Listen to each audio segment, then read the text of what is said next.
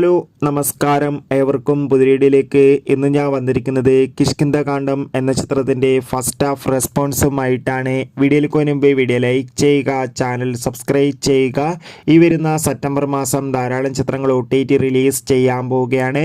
നമ്മുടെ ചാനൽ ഭാഗം പരിശോധിച്ചാൽ നിങ്ങൾക്ക് കാണാൻ വേണ്ടി സാധിക്കുന്നതായിരിക്കും.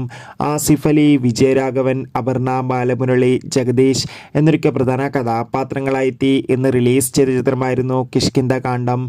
എല്ലാ സിനിമാ പ്രേമികളും ഒരേപോലെ ചിത്രത്തിൻ്റെ റിലീസിനായി കാത്തിരുന്നു. അങ്ങനെ കാത്തിരിപ്പിനൊടുവിൽ ഇപ്പോൾ ചിത്രത്തിൻ്റെ ആദ്യ ഷോ ആരംഭിച്ച് ചിത്രത്തിൻ്റെ ഫസ്റ്റ് ഹാഫ് റെസ്പോൺസൊക്കെ പുറത്തുവന്നിരിക്കുകയാണ്.